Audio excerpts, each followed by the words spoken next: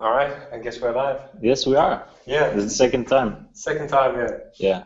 And just to make this completely perfect, we have no preparation whatsoever. None at all. None at all. We have busy lives. Busy lives, very busy lives. And yeah, we only spoken sporadically. Yeah. During this entire I was week. like, I think it was Wednesday. I was like, hey, Jacob, what's your email? Let me just get in touch with you. Exactly. So yeah, But it's nice to be back. it's And, it's nice to be back. I think, And what we're doing right now, as I reckon, is we're doing this, the two of us, until we got things under control on Yeah. the technical level. Yeah, Because yeah. there's quite some aspects when you're streaming it live on YouTube, and you want some decent audio quality and video quality. And everything. Definitely. And we haven't even come to the part where we're going to release this on the iTunes and stuff like that. But right now we're recording episodes and we're streaming it live on YouTube. Very few viewers, zero Zero at the moment, but hey. But we started. Yeah, and we're having a conversation, so Yeah, it's the most important stuff. Exactly. And I think for the both of us, this is part of the journey. And It definitely is. I mean, for me, it's been a very interesting week. I've been giving this project a lot of thought, and I've been listening to so many podcasts from the guys that he gave me, like Joe Rogan and London Real and this Warrior Poet, and just the guests that they have in, just trying to follow what they do, and then you hit another podcast, you hit another some kind of information flow. It's endless. It's endless, and there's so much cool information Definitely.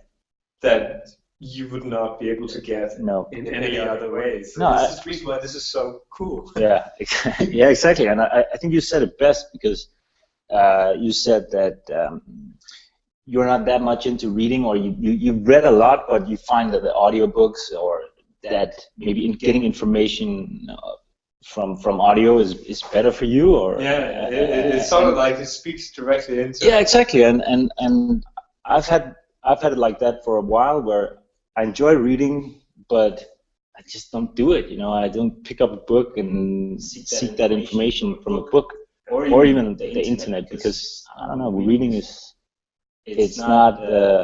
I like to listen to the voices, feel the mood, and just get the inspiration directly from the people. I think it's from the Warrior podcast, when he asked Joe Rogan on it. They're talking about the format podcast now. Yeah. And I so agree on this. It allows you as a third person just listening in to feel like you're sitting in the couch next to these two guys having conversations. Exactly. And it only takes you to like barge in if you want to, because you feel like you're part of the same conversation. And, exactly. And that's what's going on here. It's really cool. It is, and again, I've just been listening to so many podcasts, So what have you been through? Just which podcasts I listen to? I'm not that good with names, so maybe I should have written it down. But I listened to Joe Rogan, had this guy from Bitcoin on. And he's an interesting dude. He was very interesting. I heard the latest one. It's like he's been on 2 times within the last 6 months or so, and I just heard the latest one. And a Greek sounding name. Yeah. Well, it's Alexis something and Topoulos or something. Exactly. He was a cool dude, and very knowing about Bitcoin and about the internet and about the future of things. I haven't heard the Joe Rogan ones, but I'm actually listening to it right now. Okay. From Singularity 101. Okay. Where the guy has. Exactly. Is it more in depth with it? Because I mean, sometimes Joe Rogan, he's a comedian as well. He's very in tune with things, and he knows a lot, but he kind of briefs some of the subjects. I think It's much more. I reckon it's more in depth with the one you're listening to. Just go. Sorry. Just a news.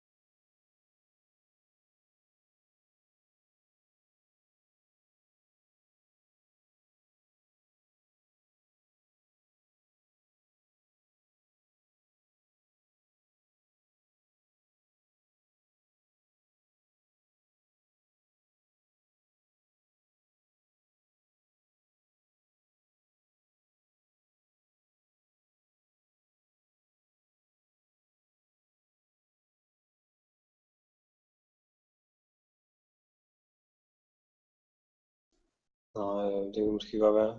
Lad os bare holde den på her så. Og så kan du bare få den her efterfølgende. Men jeg ved ikke. Alright. We're really sorry about that. We had a minor technical challenge here because our audio. But we had a great conversation. We had a great conversation. I'm not even in the podcast yet, or No. meeting yet. Hvad gjorde du for at komme tilbage? Jeg trykkede bare på.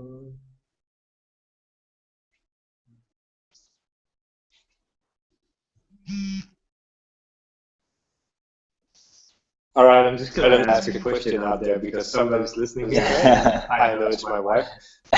How much did we miss? How many minutes? She's going to write me a message. And I'm just going to open a window. Yeah, do that. It's hot. So damn hot.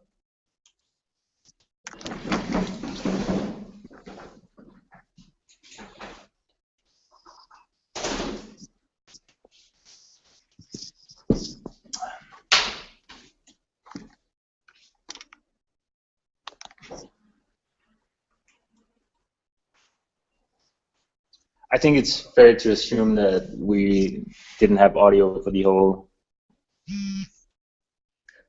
Okay, we missed 4 minutes. Yeah. So that's Okay. that's all the cool stuff that we said. It's now gone. But yeah, what we came from was you're the sum of the 5 people that you spend the most time with. Yeah, and yeah, if you're engaged in a good podcast with inspirational people, something that gives you just a second, there's an echo going on here on the sound as well. I'm just getting all these technical points, but it may be my microphone picking up yours. yeah, let's audio. stay away from each other. Yeah. All right, but nevertheless, that we're the sum of 5 people who are or the 5 people who spend the most time with, and once you have that inspirational sound, like persons in your ear, then you get you get like influence. an intimate relationship. Yeah, Instead of a colleague that you spend a lot of time with who's a complete downer and a complete jerk. Yeah. No. I completely agree. And I've been very antisocial on my workplace this week because I've been listening to up to like 30 hours of podcast while I was working. So I was just with my earphones in front of my. Were you able to work? No, not as much as I should have. But what I did is I tend to like oversell the job, the task that I have to my manager, and I say, all right, this task is 5 hours, and then I do it in one, and I 4 hours to listen to podcast. It's like a boss. It's like a boss, yeah. I've done that for a long time, but I've been more busy, and it's been harder for me to not work. Yeah. But last week I just wanted to listen to these podcasts. I really didn't care. It was all I thought about while I was working, So that's awesome. Yeah, and I was really inspired, and I'm kind of a sucker too, because if I listen to one thing for enough times, I tend to also spend money. So I've already bought into some of the things that are advertised or spoken about, which is fine. I mean, I'm willing to test some things out, just to see. It's really funny because you have these inspirational voices sitting in the back of your head, like while driving a bicycle or working, and some of them have advertisers and cool advertisers a lot of the times, but you get those messages. Yeah, you do. Which is again, I mean, it's fine. It's kind of what makes the show go as well. They have to make money in some way. Yeah. And of course, the big ones, if they have 500,000 listeners, they're probably gonna make money either way. But I think it's fine to do a little direct advertising. I think if we get big enough, we should do it too. You know, maybe something more local or whatever. Have that. Be very conscious about what you're advertising. And I did research mostly. It's Joe Rogan is advertising for this company called On It, which is, I don't know if he's an owner of it or he's just I think he's a partner. affiliate. Yeah. He's a partner in it, and together with that guy named Aubrey Marcus. Yeah. Okay, there's a lot of echo right now. Yeah. And I think I know why. No.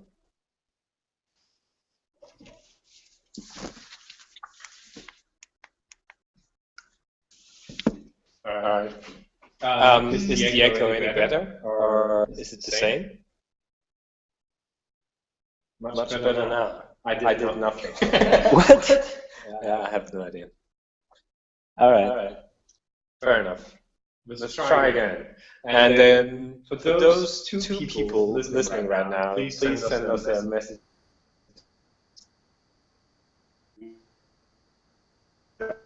Or maybe some money so we can buy better equipment. But for right now, we'll just keep going. Keep going. Yeah, I mean, this setup we have, and hopefully the echo is. It's bad now.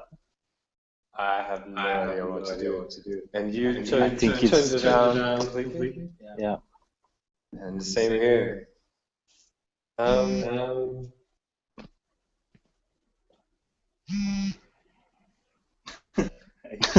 there's an echo. Right now. What the fuck? I'm just gonna. Can I do anything here? I think it's our microphones picking up each other's audio. Yeah, exactly. We need to shield it like this. Yeah. Yeah, I have no idea what we can do about that right now. But let's just continue. Yeah. Yeah. I mean, or we can try the setup we had last week. Yeah, I think we should just try it. All right, I'll just hold my mic like this.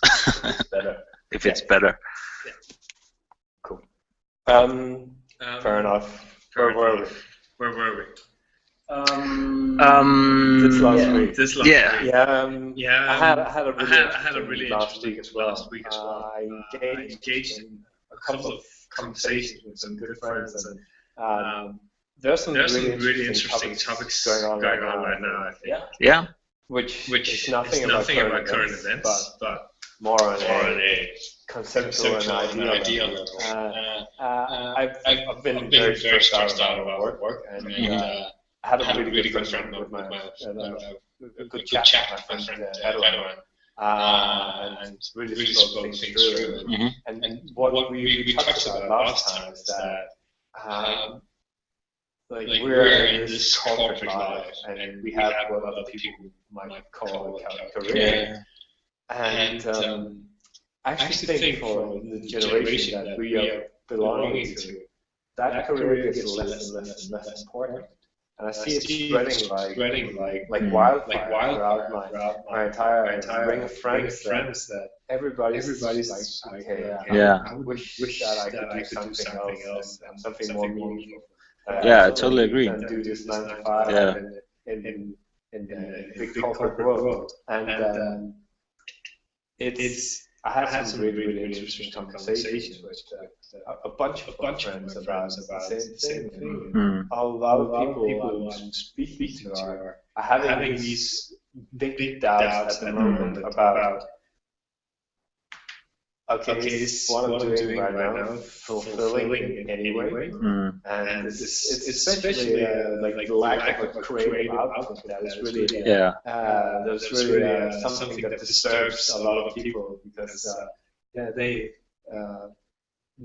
don't have that outlet of whatever their potential is in their normal 9 to 5 job. Exactly, and I mean, I believe that everybody has the potential to really do something unique, you know, and we choose an education and we choose a path, or we get hired by a company and maybe we start from the ground, you know, and then work ourselves up to mid-level managing or whatever, you know, some kind of higher place in the organization. But we're really not doing what we know we should be doing inside ourselves, you know, and we're just getting paid for it. But you know, this slavery, and maybe that's a hard word, you know, but it's really it's in our minds, you know, because we can set ourselves free, and that's, for me, that's back to this journey, you know, and I'm yeah, again, trying to just do that for ourselves, you know, for me, and I think you will do the same, you know, and then inspire other people to try and follow that path. And money does make the world go around in this year 2014, but yeah, we've talked about private finance, you know, your own what you really need to be happy, you know, and cutting down to like, at least like, yeah, but just to be able to get out of it. Really striking. And something different I noticed is that I've been out in this professional job market, and having this career since I finished my degree in 2005. So it's 9 years now.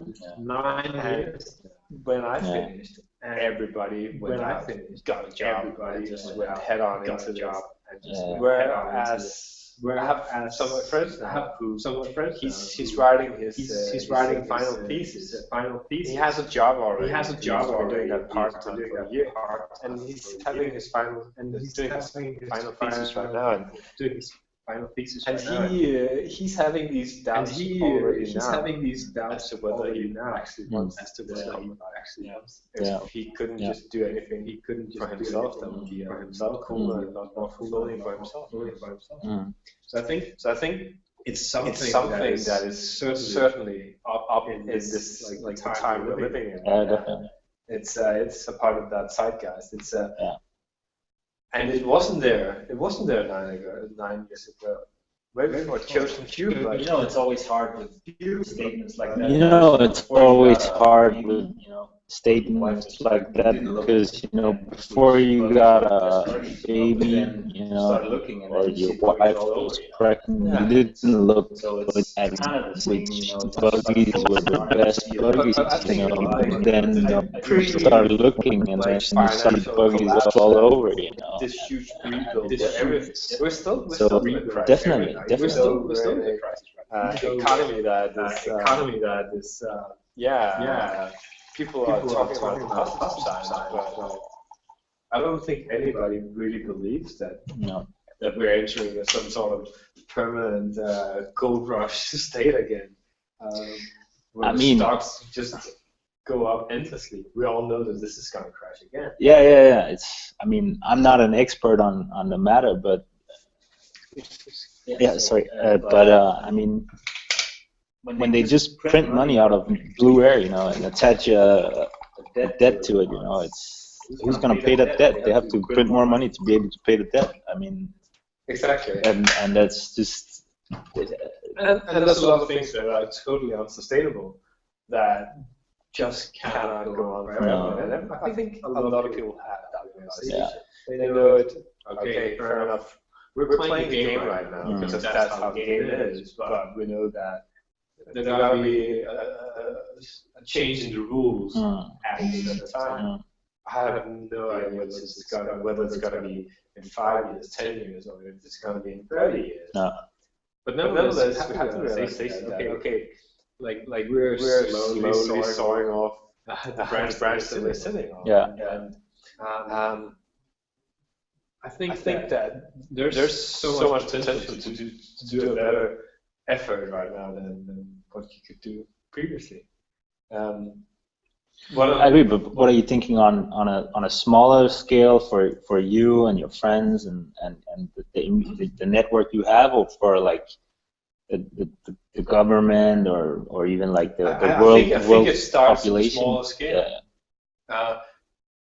But I have had a conversation with my wife and saying, okay, we could find a big chunk of land and a big house on it and some space for people to create, and we could invite 10 best friends there. Yeah.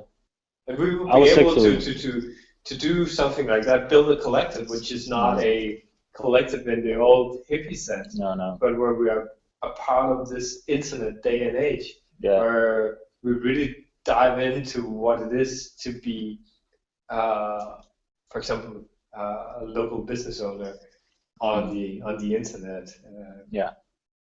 And I think as well, like doing it in an ethical and responsible way, you know, so that the products or services that can be provided is sustainable, you know. That's a really cool thing about if you run a business and you run it with the internet as your marketplace, then you can create digital products. And once you have a digital product, that it's scalable to an extent that you wouldn't be able to before. If you were selling like trees that you chop down in your backyard, you will only be able to sell a certain amount of trees. If you create digital content, then you will be able to sell it endlessly and forever. So there's a lot of new magical term, you know, is the business scalable or not, you know.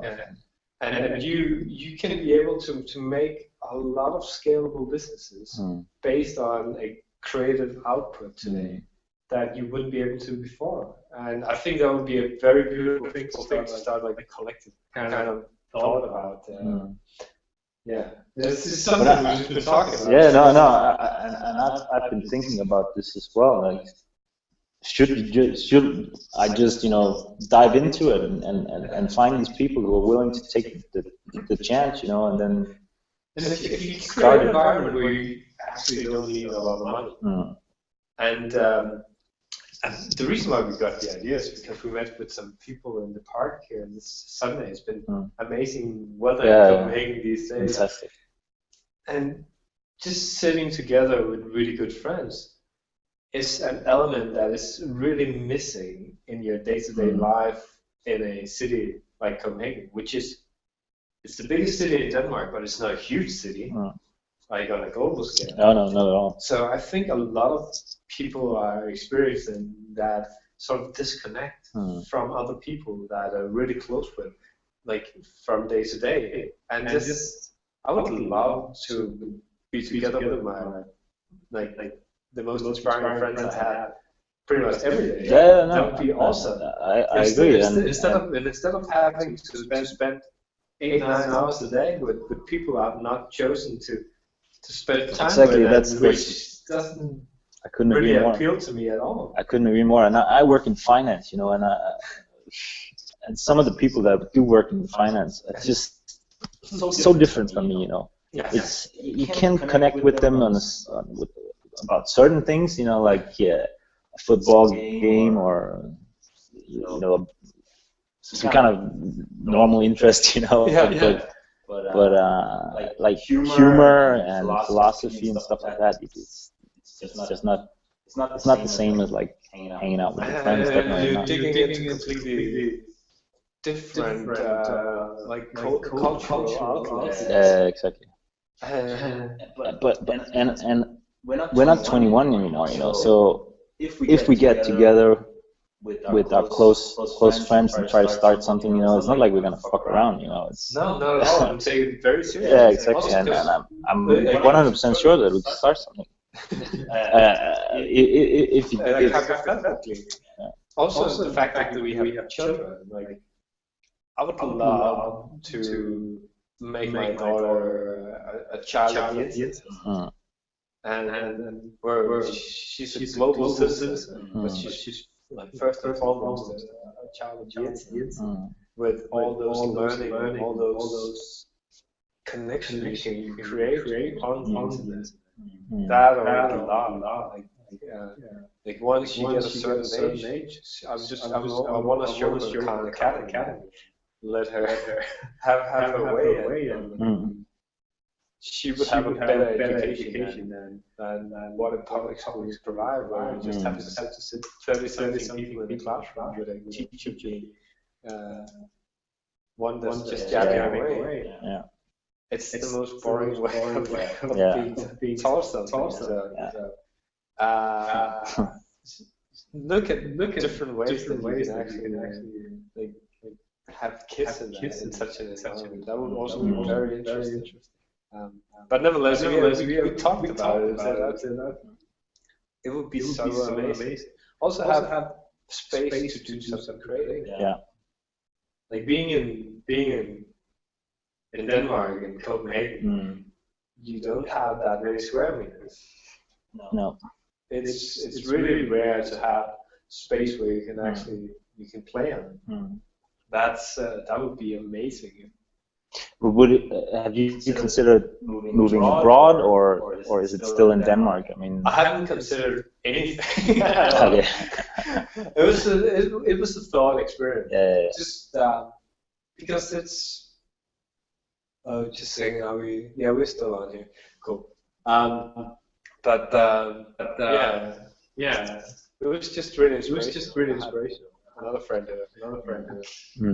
who shared that he has some ideas about building sculptures. Cool. That would be awesome. Have the space to do something like that. Yeah. My wife making clothes. Yeah, exactly. And really, I mean, back to what I said. I think everybody is creative, but many of us maybe lack the technical aspect of a trade, you know, whether it's sewing or sculpturing or the only way programming, you know. The only way you can get that technical thing is just dive into it and do it. And that's the difficult thing about that life that we're leading now is like once you get home, like time is such a scarce resource, and yeah, it is. I have like the biggest part of the day is when I just go home and have to spend time with my daughter. I'm very fortunate. We spoke about that like earlier. She goes to sleep at 7. So we actually get you have the time. We have some time at night, but then we're just tired. No, I know how it is, and it's the same for us. I mean, she's the number one focus, you know, and when she's not. All right, there's a lot of echo still. What do you want to do? Do you want to try and? I don't know. Let's hold our hands like this. So, okay, whoever's listening, please say if there's. Yes, please send a text message. Yeah, that's awesome. But and I'm sorry. Shady. Have you seen the movie Casino? Yeah, but where they're like they're being trailed by the FBI, like walking around like this all the time, speaking in codes. Yeah, so they can be lip read. Yeah. I've actually seen it I saw it in a football game where Messi and someone from, I think it was someone from Real Madrid, they were talking to each other, but they were like doing this, so they couldn't be, you know, so the press couldn't figure out what they were saying. About football, there was an amazing thing yesterday in the Barcelona versus Villarreal match, where a Villarreal fan threw a banana onto the pitch. Yeah, as a racist gesture against Dani Alves. Yeah. And Dani Alves picked up the banana and. All right. I'm just gonna message saying that it helped it, but now we're going to eat it. Okay. But nevertheless, Dani Alves he picked up the banana and ate it and just went on playing as if nothing happened. That's a really cool way to have. Yeah, definitely. I mean, it's sad that you know, there's a lot of racism still in football and still everywhere, you know. Yeah. But still, times is changing now rapidly. Like people being racist and homophobic, and it's in a decline right now. It's still present. It's definitely declining. That's my opinion as well. But I still think that we're outnumbered by these people who are, you know, not enlightened and just stick to what the mantra that they always have, you know, and they vote the same and they eat poorly and they, you know, get kids because they have to get kids and get divorces and, you know, these regular people. I don't want to talk down on anybody, but I know exactly what you mean, and it's about detaching yourself from patterns that are just destined to repeat itself. Yeah. I spoke a bit about it the last time about like we were thinking about if we should get a kid number 2. Yeah. And both me and my wife are from a 2-children household. So if we want to consider having child number 2, is it because we're following into the pattern of just having 2 kids because that's what you're supposed to do? Or is it actually because we want the kid number 2? There's a big distinction there. And the fact that you make a conscious choice is really important. Instead of just doing things because you think you're expected to do that. No, I completely agree. Really stupid. That doesn't matter. It doesn't matter. It's better to it's better than if it takes some of the echo out. Yeah. But it's I know what you're talking about. Like people who are racist and who doesn't eat well and don't give a damn about educating kids and stuff like that. Have you heard about the concept called epigenetics? No. I just recently it occurred to me on a couple of different occasions. People are talking about it, and it's the fact that your experiences are coded into your DNA. So if for example I have a bad experience with, for example, a snake or something. Okay. And I get a kid, then that kid is prone to be afraid of snakes. Okay. Because of it's in your genetics. Yeah, you pass on the experiences you got. And that's something that explains, for example, why kids of racist families turn out to be racist. If there's something in the past, in the generations, and then that will be inherited. It's very interesting. It's very interesting, and there's some really interesting aspects about it because, for example, like it explains why people are afraid of snakes and spiders and stuff like that. If, like, for example, a lot of people have never seen a live snake. But they're horrified of seeing it on television. Why is that? That's because you somewhere in very distant past, relatives of yours had an encounter with a snake that made such an impact that I'm gonna bring it on into my genes. My ancestors know exactly. No. What's it called? The other predecessors. Nevertheless, they actually figured out this through a scientific experiment, where they I think it was lab rats.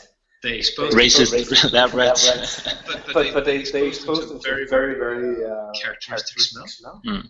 And when they did that, they electrocuted their Oh God! Yeah. Those are horrible. But nevertheless, they have never, just to say, very much an echo from me. I have to stop using my hands. But these lab rats, they maybe if you take one and take it in the speaker in your ear, so maybe it's because the microphone is at that end, you know. Oh yeah, just a second. It is right here. Yeah. So it's maybe it's like turning down or something. Yeah. Okay. All right. How's the echo now for those of you listening? I'm waiting for a text message. Yeah. But nevertheless, I'll Yeah, okay. Yeah, I'll go ahead, try to see if this actually helps. Yeah. I don't know. It was just thought because it was like it was reversed or something. Yeah.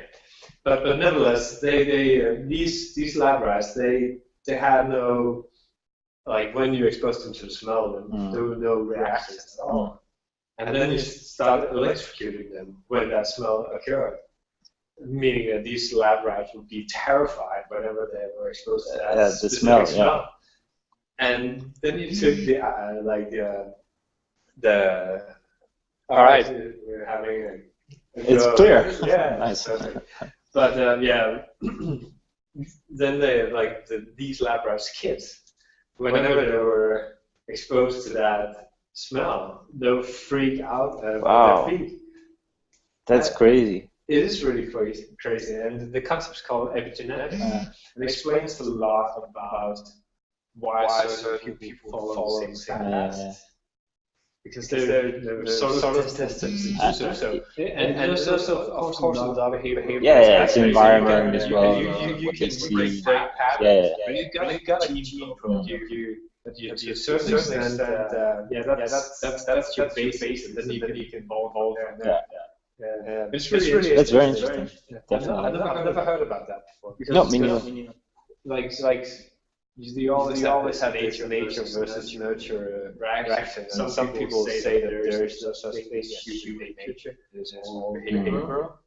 But here you can say, okay, there's also this fact that you can actually inherit really bad traits. And it's really interesting because if we're going to have a kid number two, we have to be really careful about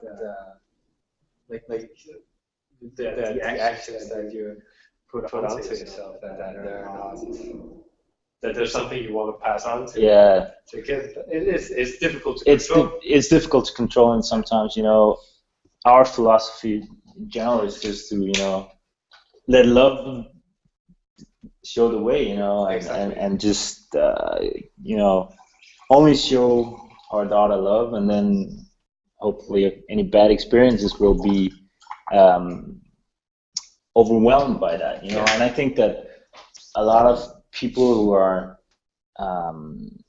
living in a zombie state of mind, or racist, or just not treating themselves well, overeating, or smoking, or all these things, it's because they really don't love themselves. And we're taught not to love ourselves, almost, It's like I think society in general does a lot to bring you down, and it's definitely not something that is emphasized in the school. Like you learn math and Danish and English and all these, but you're not really taught to how to behave and how to react when you have bad episodes, and how to try and not let them rule decisions for the rest of your life, If you're a kid and you're, somebody's bullying you or beating you up or something, it shouldn't affect you the rest of your life, it does, but it shouldn't. It's a really funny thing, because I think there's a general problem that parents don't want to take that responsibility, because that final responsibility is down to the parents. Once you start blaming teachers or daycare personnel and stuff like that about showing your kids a certain way, you have to look at yourself before that and say, okay, that's true. Is this something I want to let my child carry on with it. Yeah. And I think a lot of parents today, they are not taking that responsibility. Mm. I remember my aunt, she used to work in a kindergarten and be a leader there. And she said there was a big change over the last, let's say, 15, 20 years. Whereas 15, 20 years, if like little Peter, he got a pair of scissors and he, like cut a piece of curtains, and you as a kindergarten leader confronted the parent with that observation, the parents would tell their kids off. And back then they would do that pretty harshly. Whereas today, the parent would direct their anger towards the kindergarten. Yeah. Because how on earth could little Peter get a pair of scissors in the first place? So there's some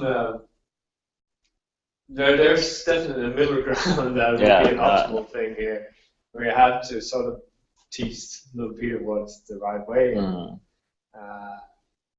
and then really judge if that poor kindergarten teacher would doing anything that is irresponsible. Yeah. No, that's true. But I mean, even in kindergarten or preschool or school, you know, it's where the kid spends most of its day. You know, Yeah. You get 2 hours at home with the parents, and then of course the weekends. But the rest is in some form of institution. You know, so I'm not saying that it's. I think that's really, really sad. It's super sad. I mean, and I think we spoke about it last week as well, that we both would love to just be home and have our child more at home. Yeah. So that we could be more influential on the day-to-day, you know, teachings. Exactly. And you get a lot from that kid as well. Yeah, definitely. It goes both ways. Yeah. And it's now we got the 1st of May, and in May I would not put myself in any brackets if socialist or liberalist or whatever. But I saw a really good article about the 1st of May, why we have it in the first place, and it's for the working people to work less. Okay. And it's a discussion. I think it's completely missing from our society. We're set ourselves on this number, saying, okay, Denmark is actually quite low compared to other parts. Saying, okay, we have to work for 37 hours. Yeah. But as we progress with our society, and our society gets better and better and better, and you can automate so many different things. Right now we're in a paradox where we automate so much that people have to work more to. But what do you mean, like automate within the government or within private companies? Because if you automate in private companies and then you just end up laying people off, and then there's more money to the owners. Exactly. And you lay people off, and that means that you get a scarcity of workplaces, and the people who are in the workplace, they try to maintain their position, and they work more and more and more. Whereas technical unemployment. Technical employment, yeah, exactly. And the goal of the 1st of May is that all the workers on the whole, as a society progresses, and we're progressing quite a lot. Yeah. That it should be reflected that we need to work less and less and less. But our economical models right now, the system we have, doesn't really value that point. And you see the workplaces, the companies, they try to really direct it the other way. They want more and more and more from their workers. Yeah, exactly. And where in an optimal society, the goal should be, like Arthur C. Clarke said, like in the perfect society, the goal should be 100% unemployment. Yeah, I like that. So we can play. Yeah. Exactly. But it's so true. Like we're at the moment we're having such a big disconnect why we're actually working so hard, all of us. We think the reason we're working so hard, all of us, is to maintain some kind of living, but truth be told, we don't need to work that hard.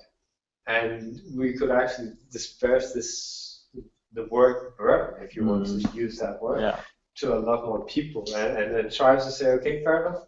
Yeah, but I think, like you said, I mean, the current economic model and the way that businesses do business doesn't support, that scenario yet. But and of course you would have people who are running their own business who just do it for passion. It's passion then, yeah. And then they work 70, 80, 100 hours a week. And that's what you have to think about as well. What would you do if everybody was 100% unemployed? You would still be employed, but it's not the same definition. You'd be doing stuff that made sense and was driven by passion. Definitely. But I think really it should be a goal for the society to achieve that kind of state. Yeah, I agree. So you really treasure the fact that people do things with a purpose. Otherwise, right now I think it's a perfect example of things gone horribly wrong. The level of depression in the society and mental illness as a general is so damn high. Yeah. And there's I'm just amazed in Denmark especially because we don't even know that we're depressed or that we're not doing as well. That like I started out talking about that this just in a state of mind where you think everything is really okay, but then once you get inspired by someone to look at things a little differently and see what you really can achieve or how you should be able to achieve, then you start to think about, hey, I mean, I'm not supposed to be annoyed on a random Tuesday because I had some bad experience or I'm low on sugar or whatever. I'm not supposed to be like that. And then that taking responsibility and try to I've just had a really good talk with my friend Edwin, which I'm thinking about, like when we're going to have some of our guests here and we have a technical setup that works for that. I want to invite him in, and I know he's actually listening right now. Sure. That's one of the 3 viewers we got. Oh, 3? Yeah. Wow. But nevertheless, we had a really good talk about that. There's a crisis of spirituality as well. Yeah, definitely. And it goes on many levels. But it's back to that disconnect that we all have from the real reality. We're not. And when you say real reality, what does that mean? I mean that we should actually just be here and live on Earth. We shouldn't be enslaved on Earth. I think that's. And I had a couple of years ago, I really like down the rabbit hole when it comes to like grabbing one YouTube video after another. Yeah, that could be dangerous. Crazy things. But I reached a certain point where the topic was like understanding the very fundamental, like the laws in place. If you study law into like the deepest core, then you start looking at something like national states and citizenships and how that belongs. And if you take, for example, whenever a kid is given birth to, that kid doesn't belong to the parents. It belongs to the state of whatever country that kid is entitled to a state from. You're not allowed to not have a state here. So you need to have a state as a newborn child. And as a parent, like I don't know, it's not like this in Denmark. I actually tried to think about how it works here. But this was the UK that was really in effect here. But the parents signed the birth certificate, and that birth certificate actually gives over the property right of that kid to the state. It's crazy. And it's really crazy to think about that. That's the reason why a state can actually displace a child from the parents. Yeah. And just thinking about, okay, that construct which is there, which is here in the state of Denmark or any other national state, like the level of power that you are in, just being a part of this society. Why does law apply to you? What if you don't agree with the laws? Yeah, it's just the majority of the people have ruled that this is the way you should live, and if you don't, then. But it's really crazy just thinking about it very closely. That okay, we are not free at all because we are. Somebody else has applied these rules about us. And I actually like back when I saw those documentaries, I started to think about the Matrix, and I found it really curious. When I first saw the Matrix, I saw this this very obvious philosophical idea being put into to life with your brain living in a different reality. Whereas now I actually see it as a metaphor for society. That you're living in this society, you're bound by these rules which are the law, and the fact that you're a citizen of a state, you have a lot of things that are, it's chosen that you have to apply to these. And as if you actually get like the ability to look at it from the outside, you can be truly free as he gets to be in the Matrix. I see that as a complete metaphor for the society and actually the criticism. It made the movie a lot better, even though it was pretty good movie. Yeah, exactly. I remember I saw it like 15 times or something in the first year.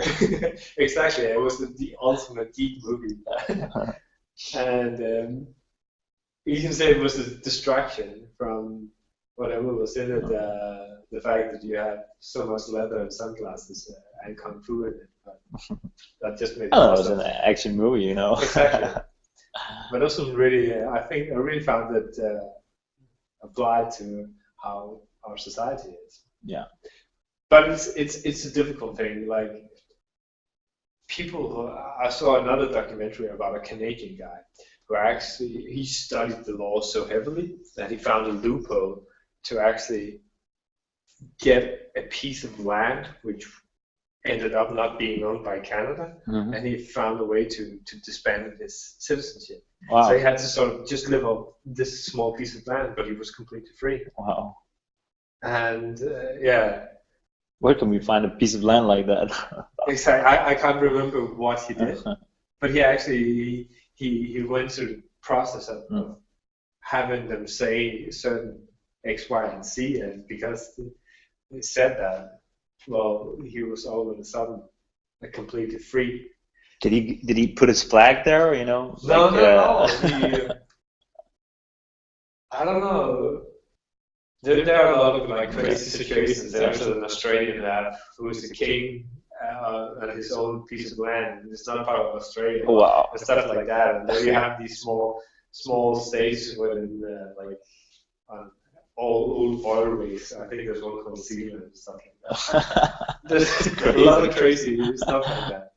But it's really, really funny to look at the world as like my biggest wish of all is to go into space and be able to look at this planet that's just floating around. The fact that you've got all these constructs called national states doesn't make any sense. Doesn't make any sense. Not for me either. I mean, it's pretty much down one to people. Yeah, it is. Yeah, it is.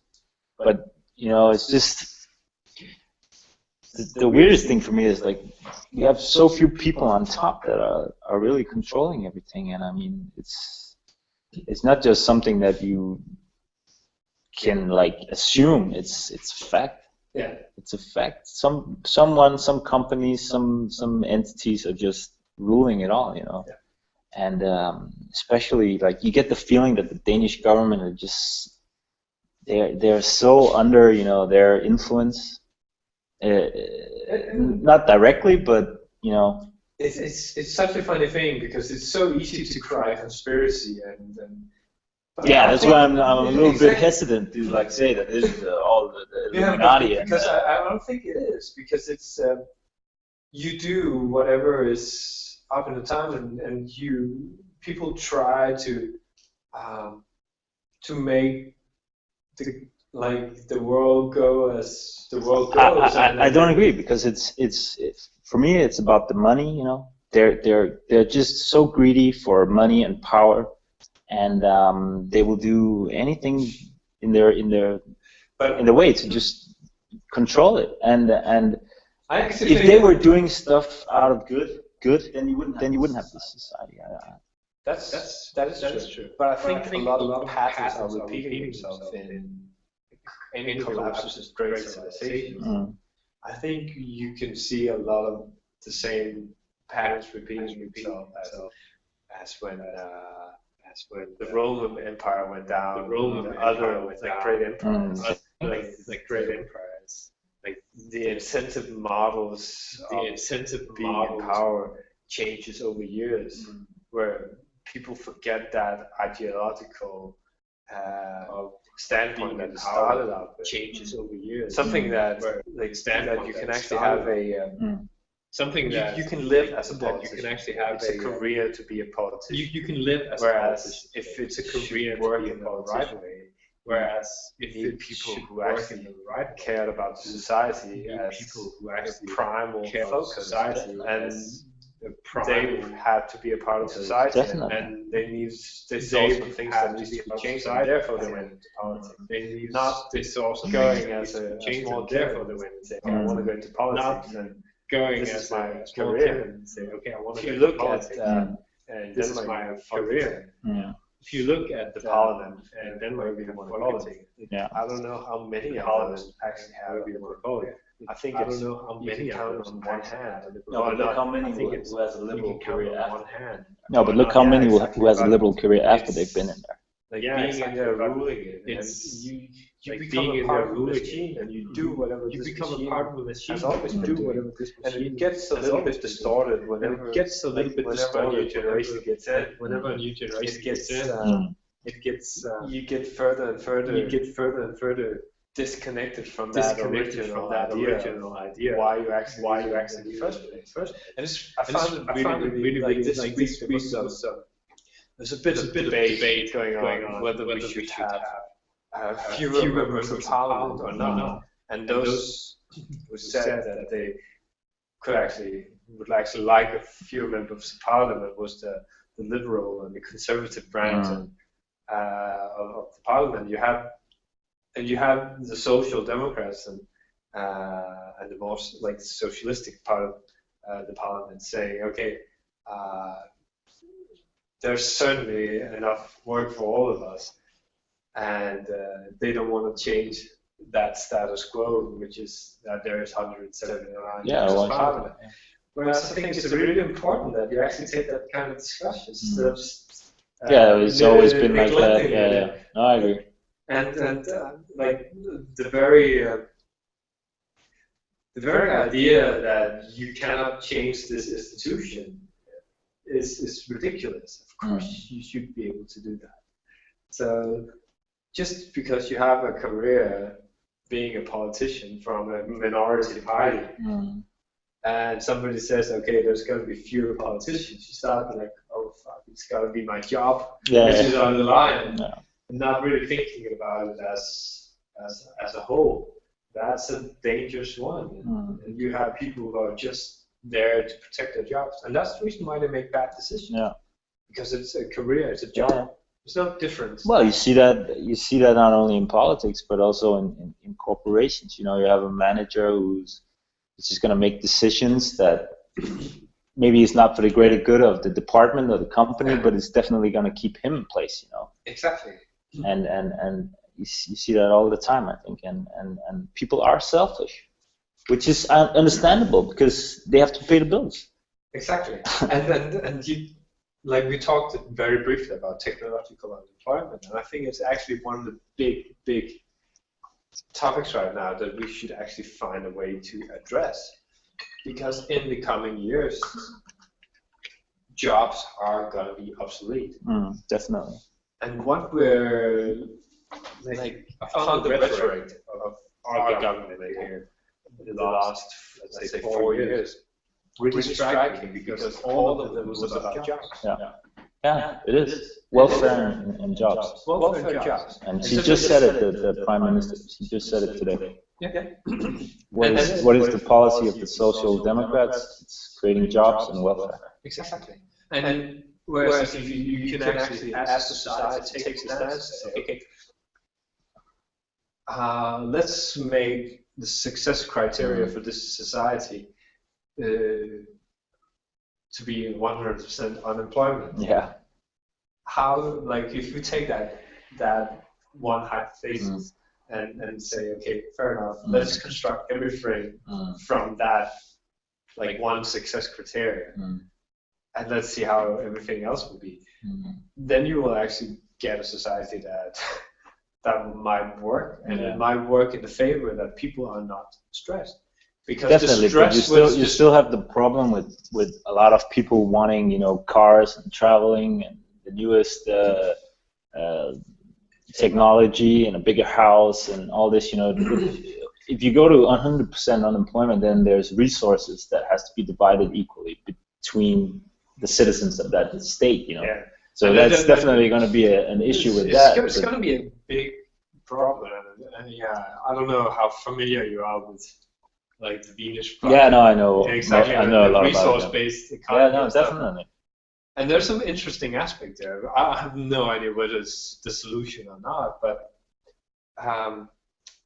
we're in a state right now where we actually we have to take stuff like that seriously, where it's not just about creating jobs. No, definitely.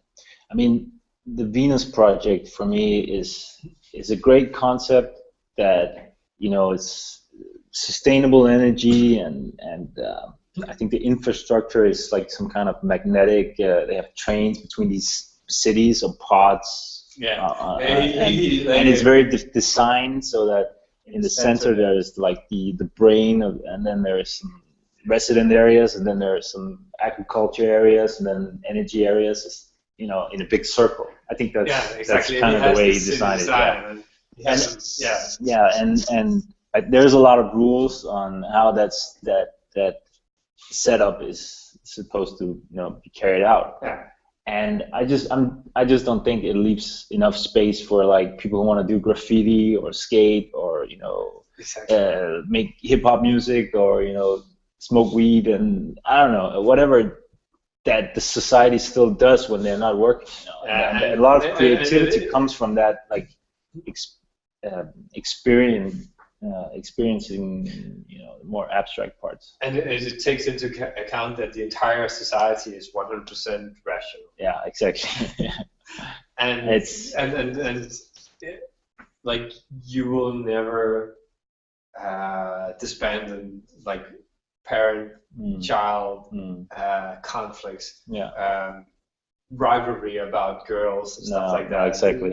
And it's a tough one, I would say, to live out. But nonetheless, I reckon there might be some truth in whatever model is. Definitely. But have you seen his? I saw a video about himself and where he lived. Yeah. He lives somewhere in America, and he lives in Venus, Florida. Yeah. Okay. And we're talking about Jacques Fresco. Fresco, yeah. And it was very nice, you know.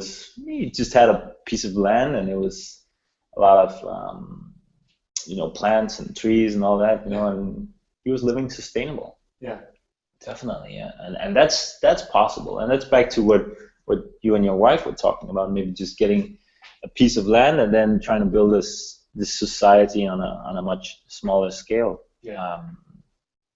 And the thing about it, if you look at it now, you would be able to not go completely back to. There's a very famous Danish television show called Bonderøven, Yeah. It's just about going back to like the basics Yeah. of how you lived 100 years ago. Exactly. But you don't need to take No. those stands I mean, this day and age. technology is here for our benefit. Exactly. And if you really harness that and using that in a collective way, then I think there's some great potential in doing something really awesome. Like, just if you have a fast enough internet connection, that's so all you need. That's all. Oh, and some water and some shelter. But besides that, yeah. But it's really worth thinking about and having a dialogue. Yeah. But I think we touched on it last week as well, that Denmark should more like trying to inspire people or other states with their ways and politics. Yeah. And we have so many opportunities because we could be the most innovative within design or how to use technology for the advantage of the Danish citizens and the system, and we have some science. We have the science, exactly, and we could make.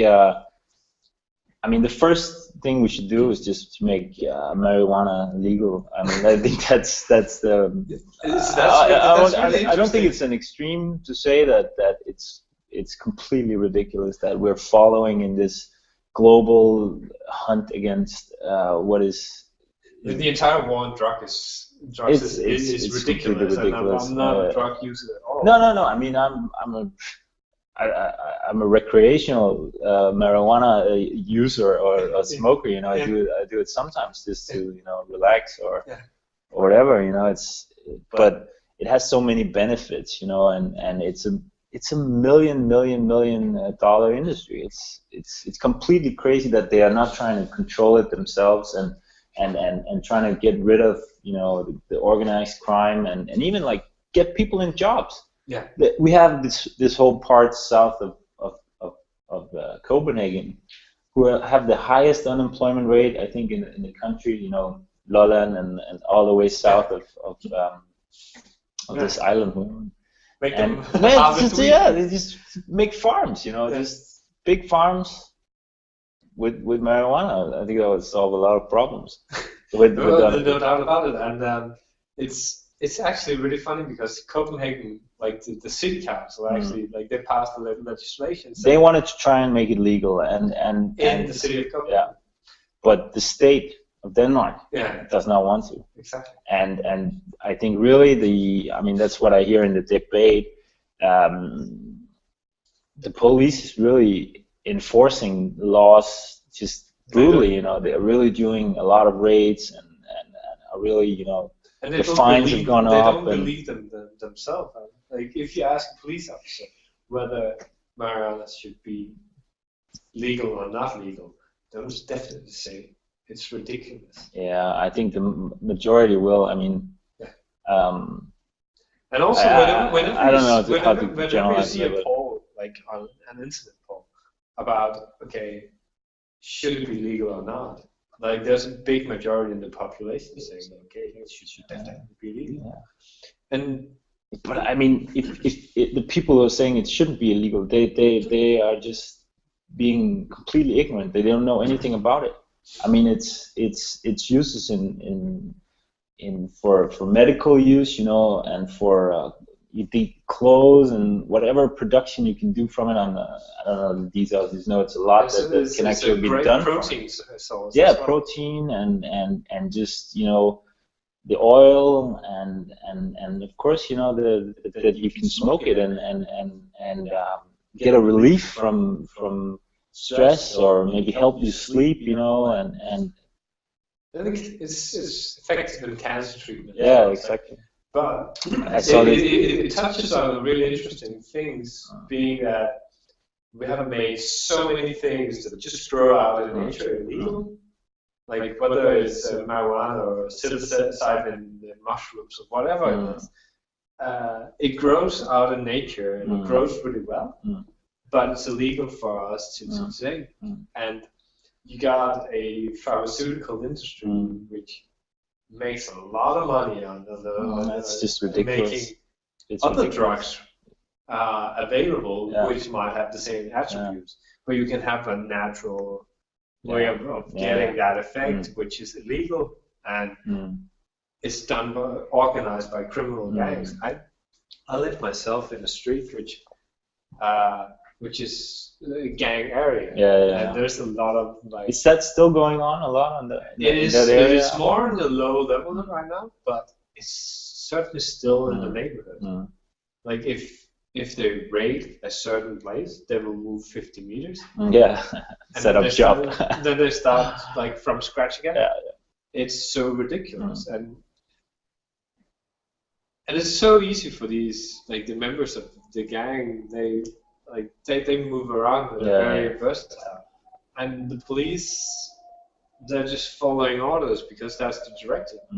It's illegal to like deal with drugs and buy drugs and consume drugs, and so they're just following that because it's illegal, and nobody's really looking into No, I mean the last I heard from that was when Copenhagen was trying to get some kind of directive through so that it could be like legal in Copenhagen.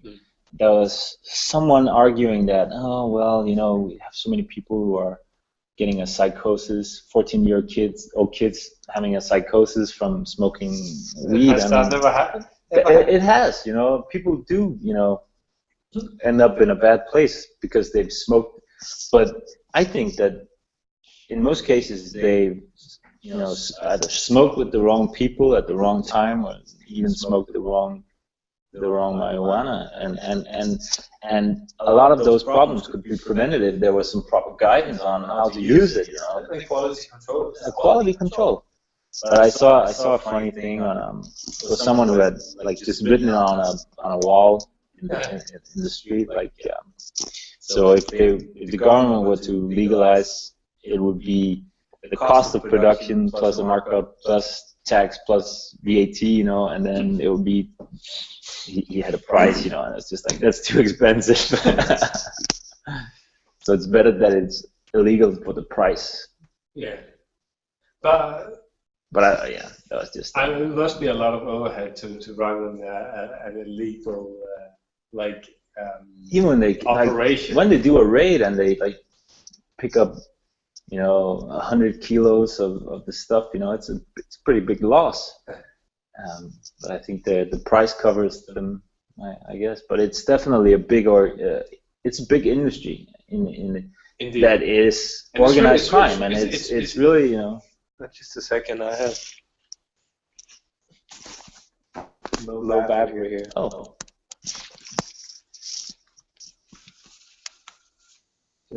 Just a second. Oh, there you go. Well, I mean, there you go. It's one of those areas where I feel that Denmark is following the EU, and EU is following whatever they did in the States many years ago. It's pretty interesting in the States. But it's pretty interesting in the States. Yeah, that's definitely. It's going to be interesting to see how that plays out. It's a giant success. It's a giant success, and there's so many businesses right now spawning up from that. Very interesting. Yeah. But as a whole, if you want to fix society, I think you should have an aim to have as few rules as possible, instead of making it difficult to be a citizen. Otherwise, you end up like in the US where you can just sue everybody for everything. Maybe, No, good idea. Not good, no. Fair enough. Yeah. Well, that was just one thing, you know, and I just think that Denmark should really push to try and do something that is sustainable, and even like in infrastructure, you know, trying to explore new ways of making trains, or, you know, having so that you can get from one part of the country to the other in a much faster and much more economic way. You know, it's just been a joke how they've managed to train. Have really ambitious ways of like trying new things out. Yeah. For example, self-driving cars. Yeah, that could be something. Make sure you have the laws and legislations in order. We know it's going to be a reality. All big car manufacturers are producing self-driving cars, but let's prepare for it and make sure that we're ready. Just bring on the cars, and we got everything in control. Actually, I had a conversation earlier today about it was with actually my company, but you can use the same ideas on a larger scale. Being that whenever you look at your day-to-day operations, you look you're way too short-sighted about what you have to do. Nobody's really like putting on a pair of strategic glasses saying, okay, let's keep on looking at a 7 or 10-year horizon and make decisions based on that instead of looking at a 2 to 3 years horizon. Yeah. Because then you constantly just like you're the dog like chasing your own tail instead of having your eyes fixed on that big lumpy bone that is in the horizon. And right now there's way too much focus on that short term.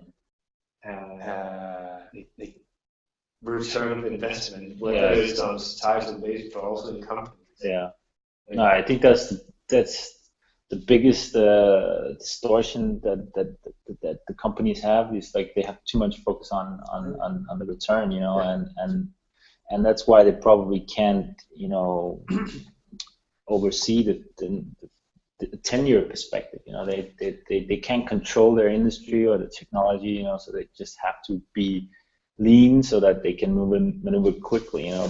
But I think that's back to like why not trying to set a trend instead, you know, and trying to figure out how to make, you know, telecommunication or transportation or education, you know, the really top of the line and just something that will last for 10 years. Make the foundation for that, you know. And the cool thing, like whenever like you got old giants looking to maximize short-term profit, they lose sight of what's really going on out there. Yeah.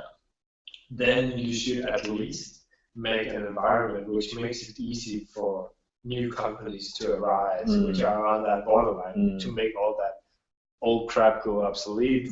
That is not good at like following that 7, 10, 15 years horizon.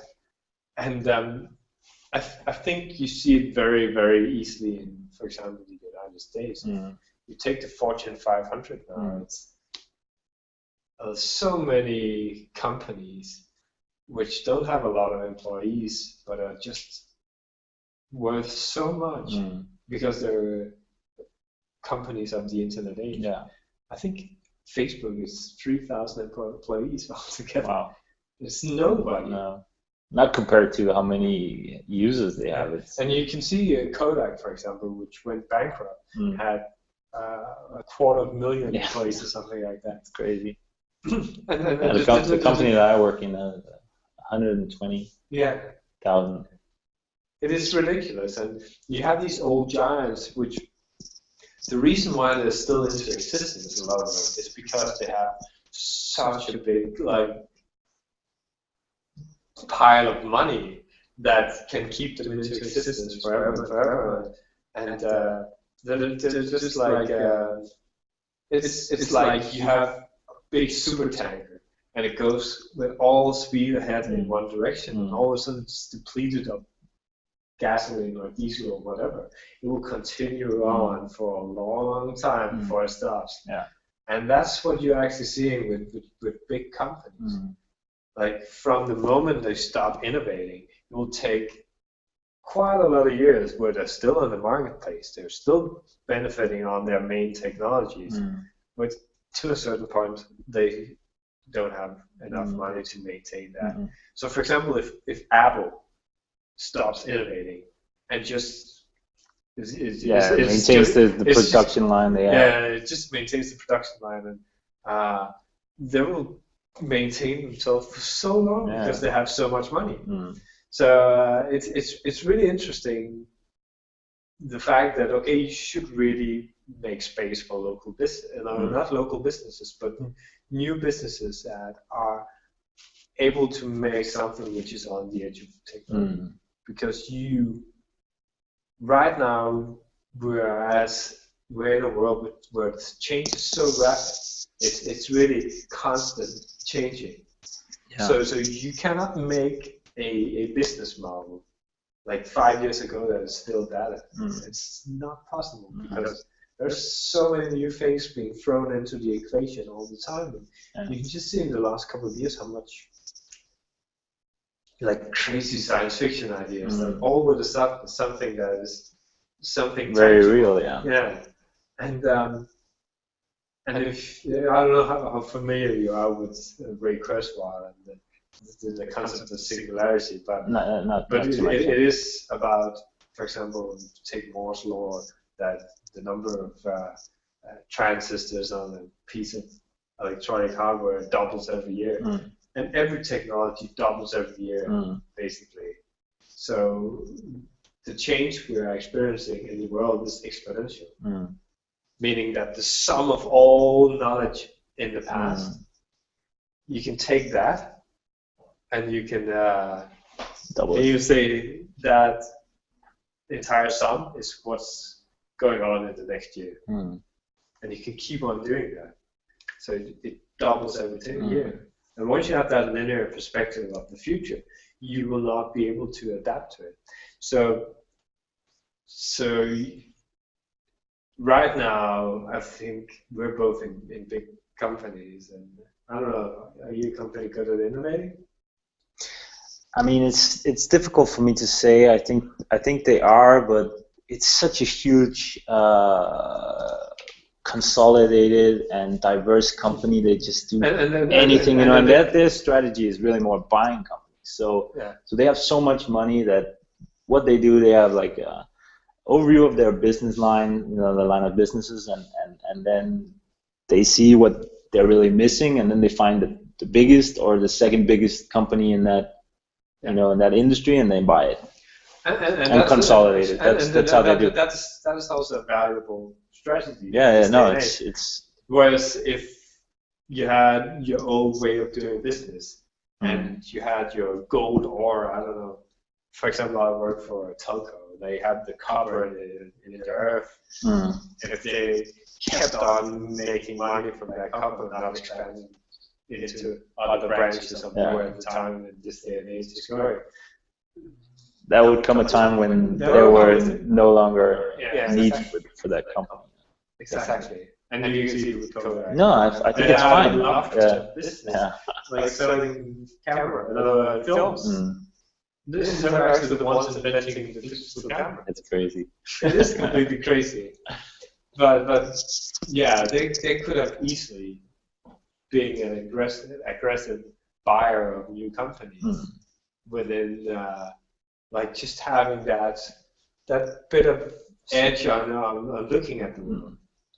And really saying, okay, fair enough, right now this technology is shit, but if I look at this from an exponential perspective, so you go back to 90-something and you look at digital camera technologies, and you can get a photo with 100,000 pixels, and you'd be like, okay, this looks shit, and this about this size of a stamp. Be able to zoom in for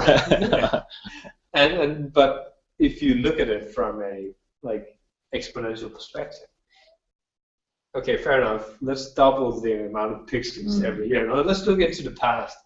When was this doubled the last time? When was this doubled the last time? You could find a constant.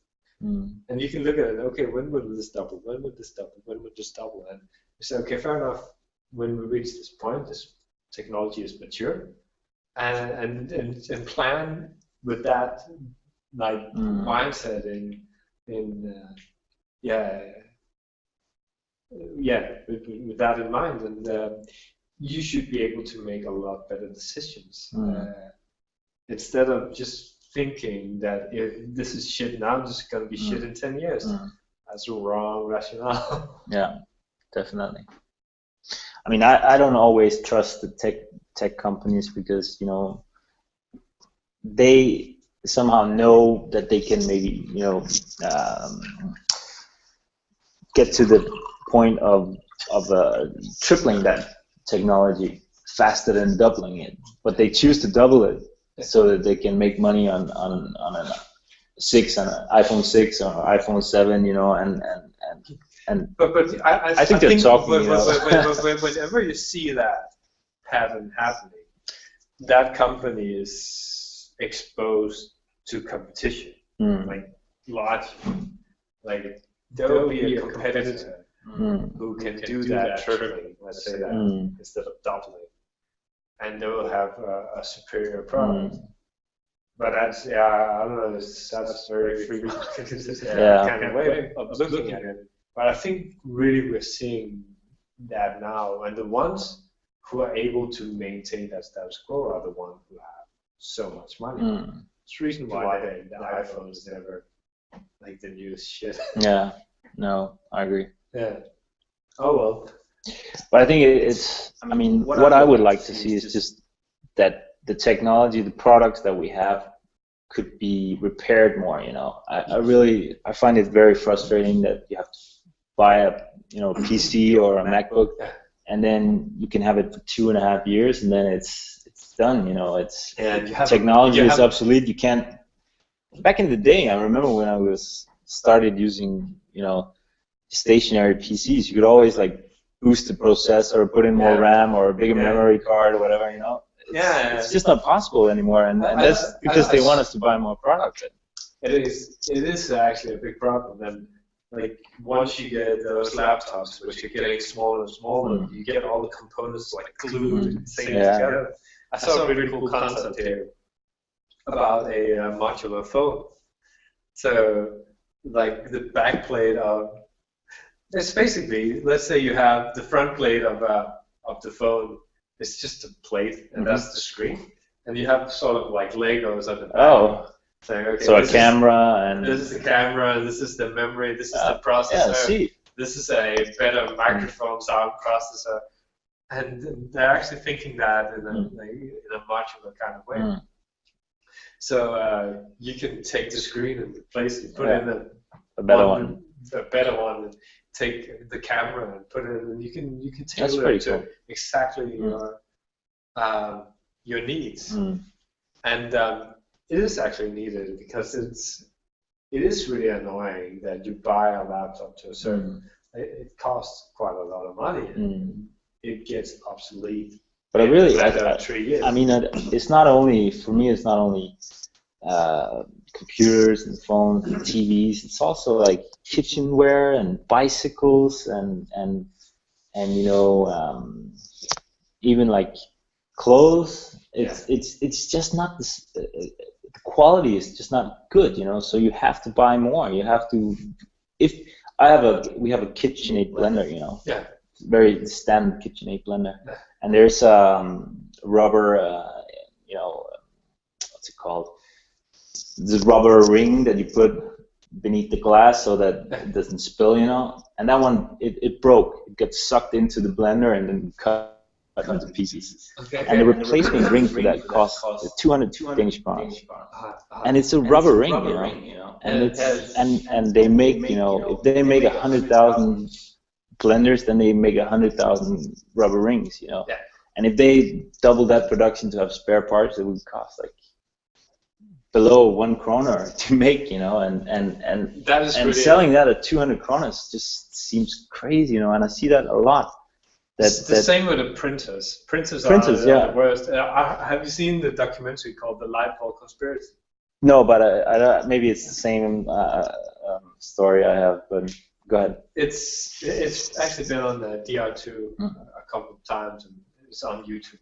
It's called The Light Bulb Conspiracy, and like the main story is about the first cartel ever in the world, which was the light bulb industry. And back like there's a fire station, I think in New York, which has a light bulb which has been constantly on since 1800 something. What? Yeah, and making a light bulb that can go on for over 100 years, and it's still on. Yeah. That's a really bad business. See, that's what I'm talking about, Exactly. you know. And but that's so- what we so- need. We need these products, you know, that are not made with the product life cycle in mind and the strategic and planned obsolescence. yeah, precis. And yeah. Planned obsolescence. That was in like, I think in the 30s, someone wrote about that. Exactly. And but nevertheless, all the big light bulb companies, they went together, and this is well documented. And they made an agreement that a light bulb should last 1,000 hours. And they made like a really like complex system of like fines if you make light bulbs that works more than 1,000 hours or less than 1,000 hours, you get certain fines. So they made like the streamline of the product, and ending up with a very inferior product compared to what was Or it could have been, what was actually industry standard. Same thing with nylon stockings. Like when nylon stocking was invented, like women were like ecstatic because they could not break. And there's this interview with descendant of a DuPont engineer, who that engineer, he got the task to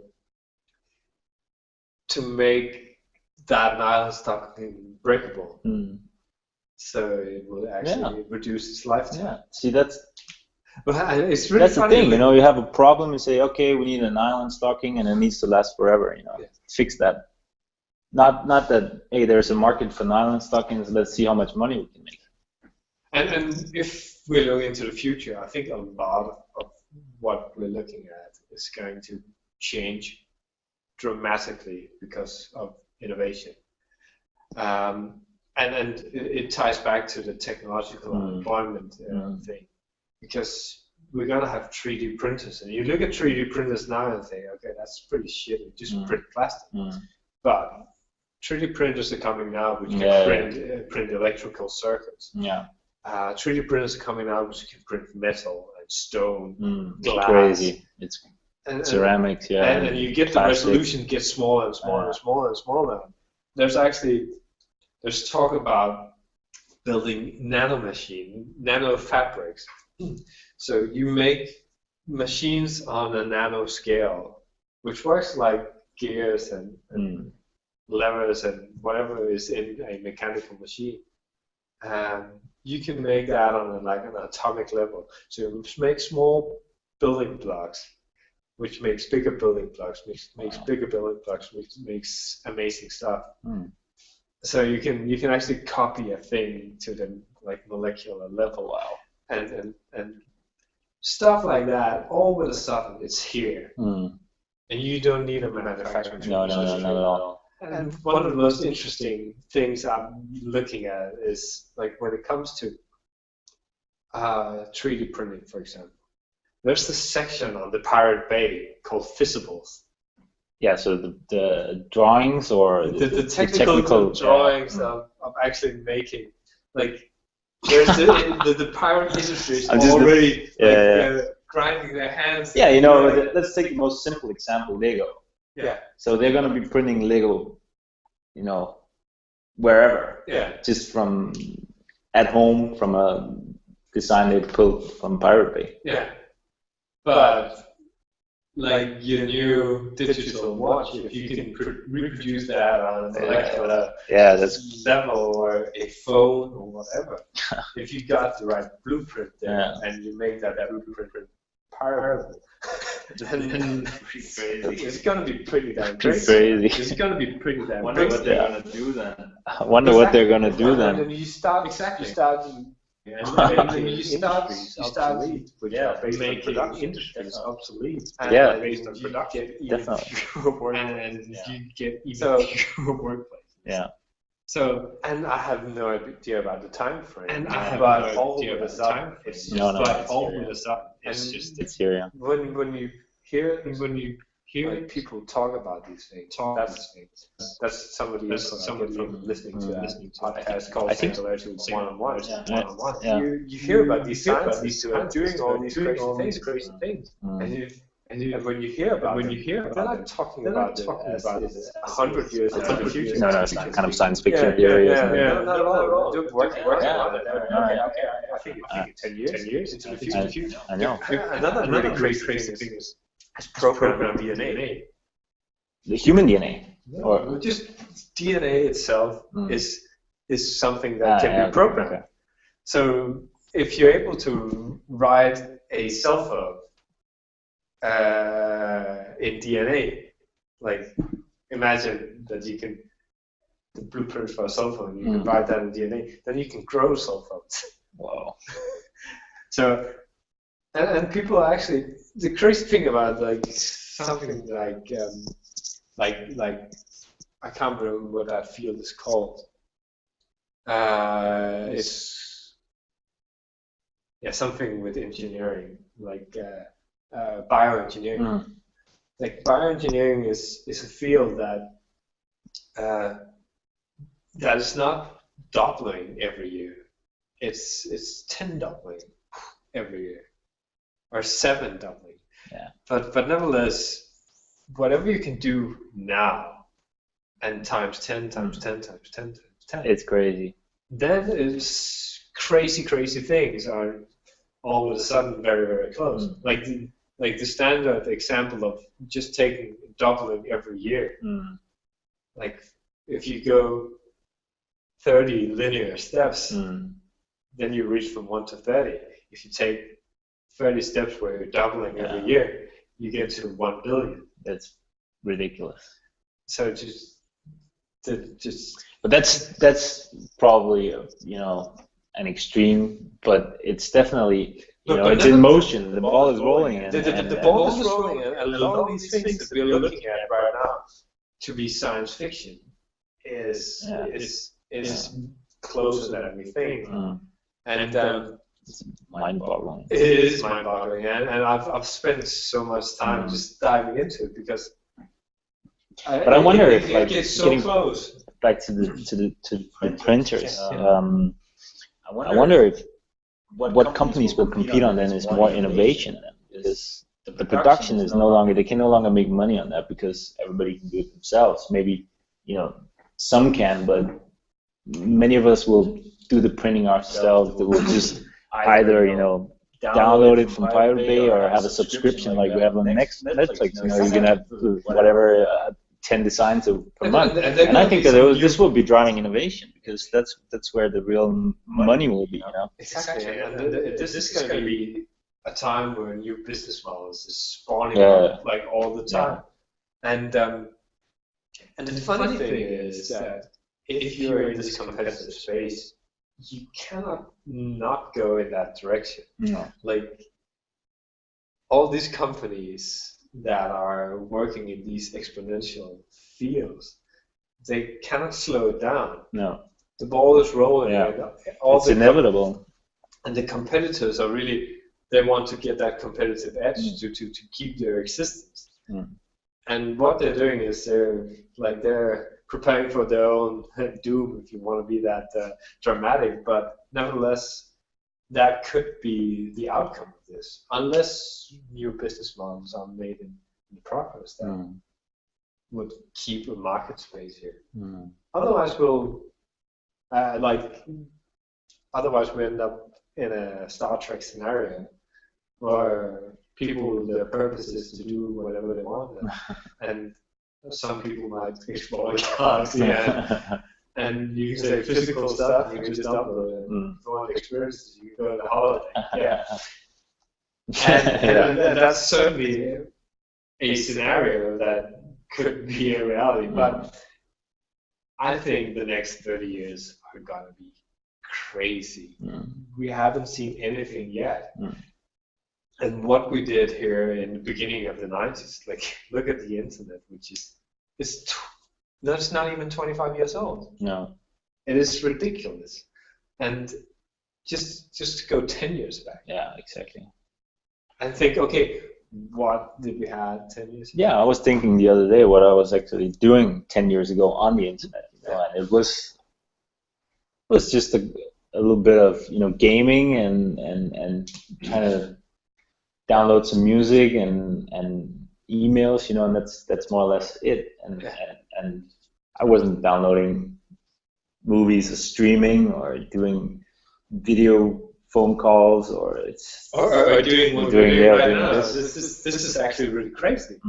Like we're streaming this live, we're recording it, and we can make it available to the entire world afterwards. Yeah. It's just mind-boggling. It's just going through this invisible space and into a modem and then into some copper. And it's just made it even crazier. Right now we're using a mobile network to transfer all this data. Oh God! You wouldn't have the capacity to think that. No, I'm out. I don't. I can't absorb that. Yeah, exactly. So it's we got 4 viewers. Oh, it's a new record. We'll double that every time. Exactly. But this is something I've been advocating a lot, is that we're not paying attention enough to how fast it's going. And and I wonder if we don't have the right mindset for making decisions in such an environment. But that's back to what you were talking about as well. That companies and even government is looking 2-3 years ahead. They're not paying attention to possible scenarios 10, 15, 20 years ahead. And they should. And we should as well. Because we also have to find out how to do, we can set up a business, whatever, on the internet that can last 2 years, but then that might be obsolete, Yeah. But if we are planning on it to be obsolete, then we would know. Yeah. Exactly. There's a London Real episode with a guy named Eddie O'Bain. All right, I have to check that out. You have to check that out. There's also a TED Talk with him as well. But he's an economy professor who runs his own business school, and he has this concept called after midnight. Yeah. And he says that the world right now, we're past midnight, and now we're after midnight. And what he's meaning with that is that this entire world right now, every business and every, let's say, government, everything is run on old models. Like just whatever models you have for a business, how to run a business. It's been just extended It's derived from Ivy League universities who made that in the 50s, 60s, 70s, and 80s. And all these, if you want to be a competitor or somebody who's second to these Ivy League universities, you mimic those models. So the entire world has started to be streamlined in the way you approach a business, for example. And what he's saying is that you've got an entire world following the same rules. And the way the world used to be was that you could have an overview of what's happening, and whenever you made a mistake, that's because you made a mistake, because you didn't make your models good enough, you didn't follow that system good enough. He said at some point around 97 to 99, the paradigm shifted. And he said that the change within the world has become greater than the learning of what we know and what we can anticipate. So we can't keep up. So we can't keep up with those models we have. Makes sense. So you're actually, if you're following these models, you're destined to make a bad decision. Whereas before that point where the change was less than the learning, you can be accountable for that. It's very interesting. And then he has this concept of smart failures. So what you have to do is do everything you can to be on that edge and make decisions based on what seems right now, not on any previous experience, because then it's all wrong. It's completely, you cannot use that at all. And then you make like small failures, like trying to follow that edge, but you are very much aware that you are going to make failures, but you're also going to make some good choices. But you should be prepared to fail anytime, because change is just so rapid at the moment, and it's the rate of change is increasing. So it's really interesting to look at the world from that perspective. Definitely. Because then we're in a completely different playground. That's what we've been talking about today, is that you got institutions, you got companies, and you got everything, which is, and you got models and systems. Like the concept of having a job right now is getting obsolete. What do we do when we have an entire economy based on the one notion that every person should have a job? If you eliminate that, everything like falls to the ground. Completely. What should we do then? And what's happening right now is that the established system is trying to really hold tightly to that model, because it's not supposed to fail. But it's failing. And that's and I think a lot of companies doesn't even know that this is going on. They can't really see what's happening here. You know, we're just being bombarded by all these inputs and changes, and we have to fire people and stop hiring, and then we have to change our strategy and go for another market, and based on the old models, like you just said, and they're really then you get a management consultancy coming in. They're all from Ivy League universities, which are following the same things, which are not innovating as well. So it's really I when I'm asked about the future, I always say that it's like we haven't seen anything yet, and we're gonna have a very hard time even anticipating the craziness of change that we're actually looking into. So it's a difficult outlook, I would say, for both for companies, and there are a lot of good companies out there, that are trying to do good. Exactly. And again, also in government, some people are trying to do good, but it's just very, very difficult. And all of a sudden they find themselves in that situation where they're trying to make a decision to what's actually the agenda is to save their own job instead of doing what is right. And that if people could see whenever they're starting to become obsolete, then and actually change course based on that, we might have a more agile society. But it's so damn difficult because people are not paying attention to these rapid changes, and people are resistant to them. But it's just something we cannot change at all. No. And people adapt to those changes, whether they want to or not. Like, look at our parents' generation. Like, they all have smartphones now. They're on Facebook and everything. What's really interesting is to look at what are the kids doing right now. That's actually something I found really interesting. Have you done some research on that? I mean, because I know they're Snapchatting and exactly they're doing instant social networking. Exactly, and they do a lot of things new all the time. But I guess they're also learning more on the internet. I mean, the internet is more integrated into their education and their growing up. For example, that notion that you cannot claim anything no longer anymore just out of the blue air. You always have that thing that you can verify on Google. So, So she said that Alec Baldwin was in Terminator. Yeah. That's bullshit. It's right there. You know? Something like that. That's true. And whereas previously you could have an hour-long discussion about that, right? You just be like, oh, that's bullshit. It's right here. Give me 30 seconds, and I'll look it up.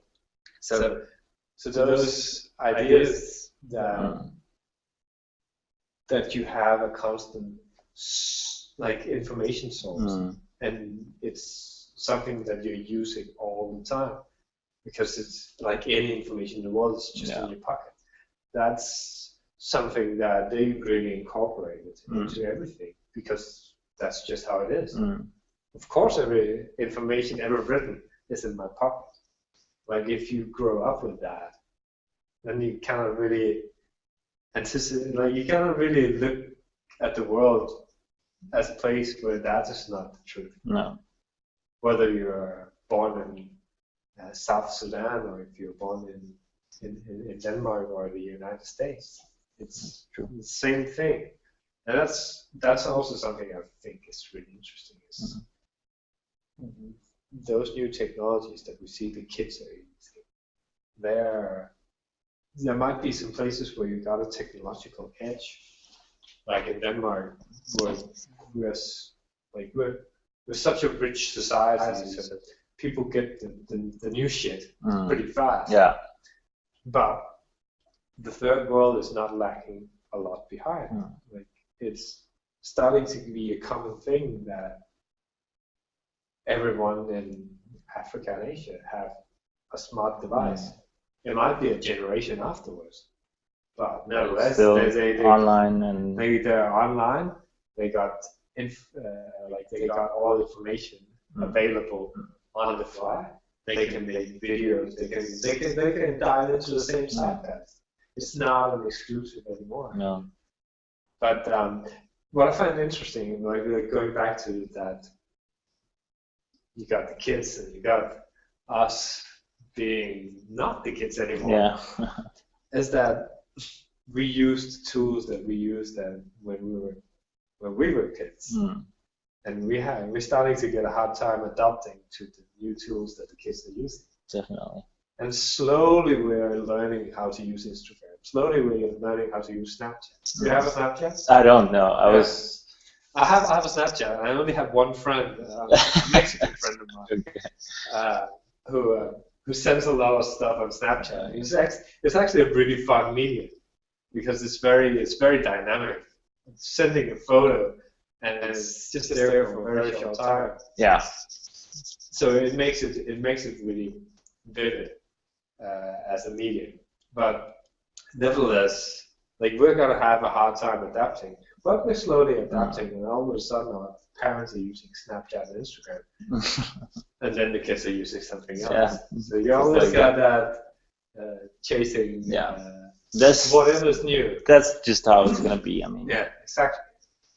And I just hope that the kids, I mean, people who are 10, 20 years younger than us, also have some morals, you know, and that they also experience life outside of the internet, because I've been thinking back to my childhood, you know, and I was using the PC, I was using technology from when it became, you know, widely available, but I was also outside, you know, playing basketball, and skateboarding, and doing all these activities, you know, with other people physically.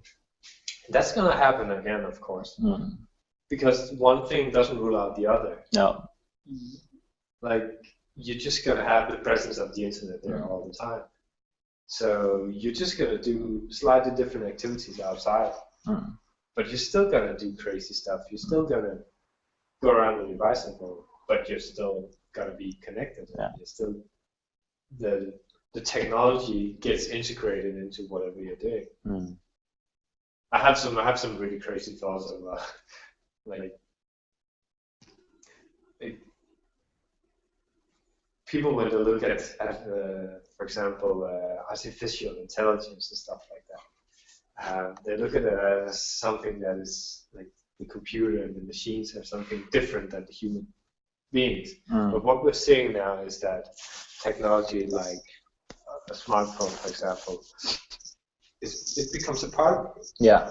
So if you lose your, or if you lose a phone or forget it one day, yeah, you're really having a bad day. you feel like you lost the sense or something. Yeah, almost. And that merging between the human biology and technology is going to be even crazier.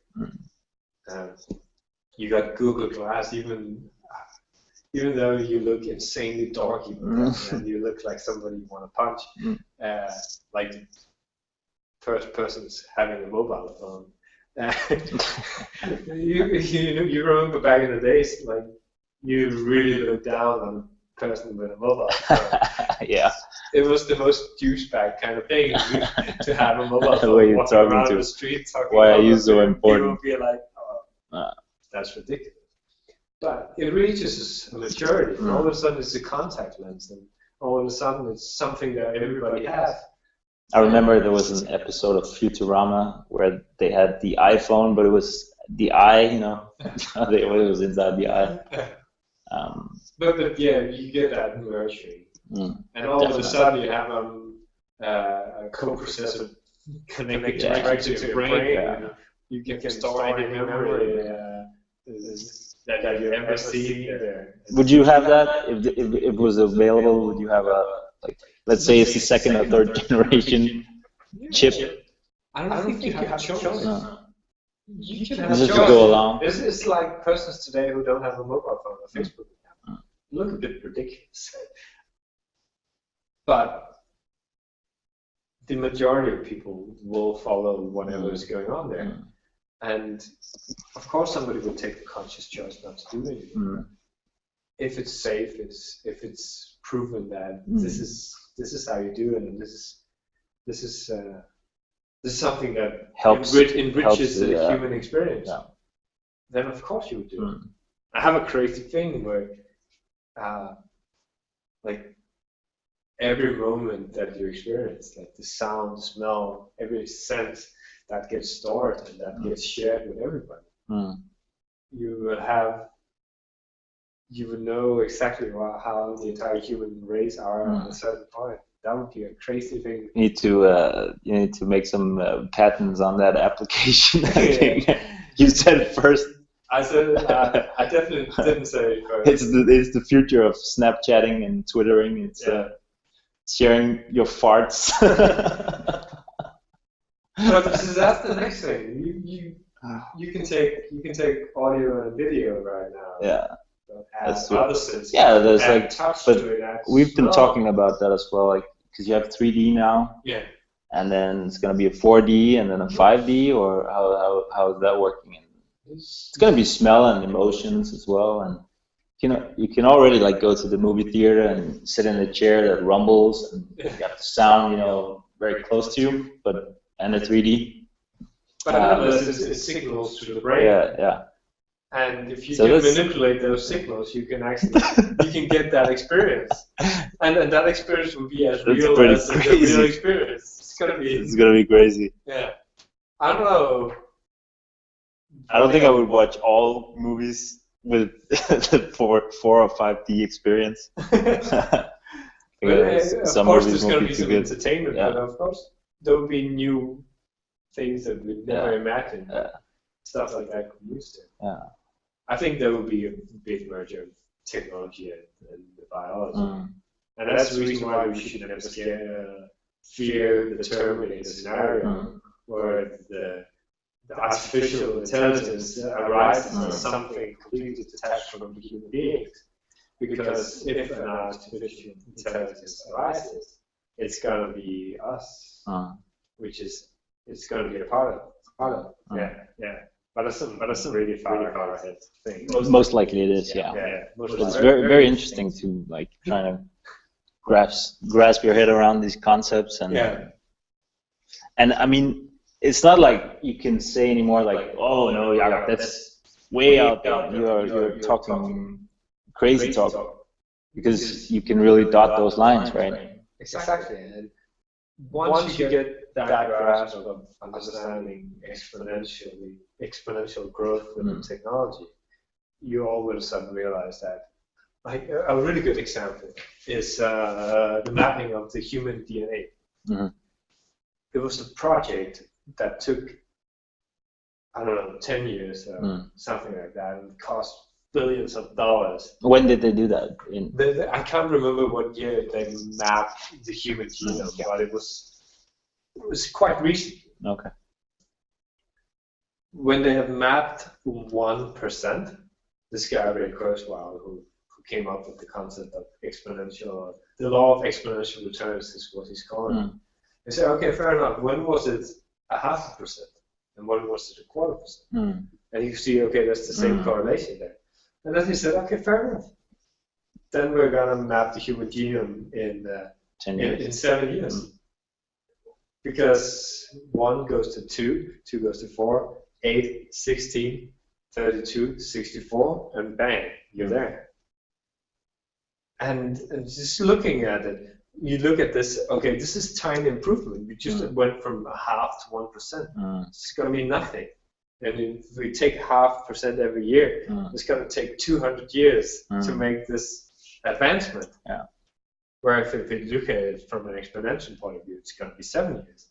There's a world of difference there.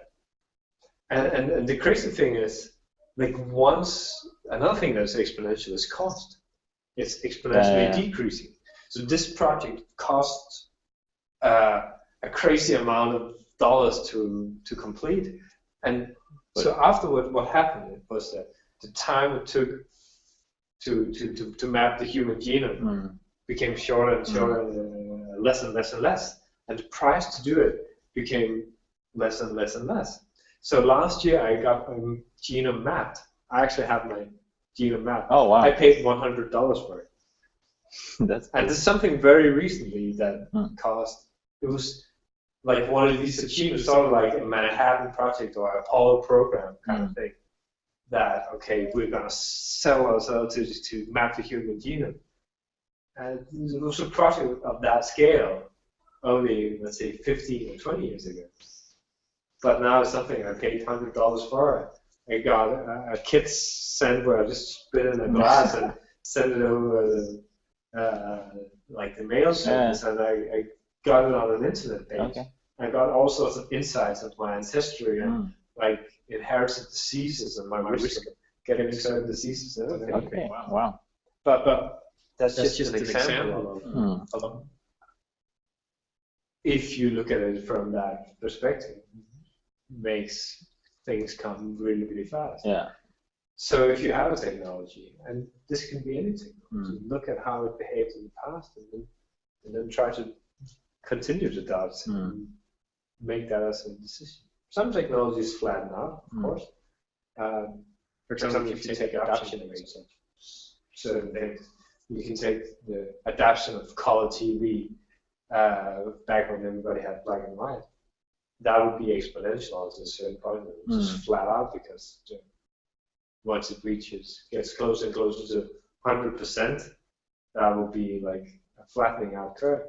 But you have these same patterns repeating themselves again and again with technology, but just with different exponential constants. So it's very mathematical to look at the world that way. It's me rambling.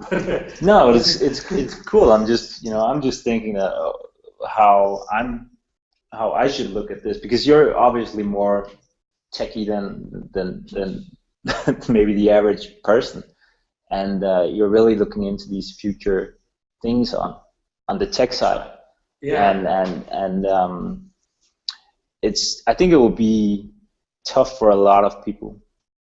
Yeah. Because the difference between change and learning is just going to increase exponentially as well. Yeah. And so a lot of people will be like, and that's the reason why some of the like big thinkers within like when it comes to the future, they're looking at scenarios where people are embracing it, but I also see people go completely Exactly, and that's what I'm thinking as well. You can still make a life like with some of the older traits or some of the traits that you have now within some kind of production, or being creative in a small scale, supporting a smaller group of people with products and or services, like cleaning. You're probably going to be able to automate that in some way at some point. Exactly. But you can still somewhere there will still be people's cleaning. You're actually completely right. We need to step back on certain aspects. Something that we've been digging into is health and nutrition and food. And we have been doing that completely wrong. Keep on going down the same trajectory of making food that is not good for us. And then we're going out and we're going to a miserable future where it could actually benefit the entire humanity if people backed up and looked at, okay, what makes good food, and how can we make sure that human beings are getting their nutritional needs met. So and that that's the reason why if you eat a pork that has been running around in the wild, it just tastes so much better. It tastes some of that. I wouldn't eat pork that hasn't been running around in a while. Yeah. I mean, I'm at that point where everything has to be.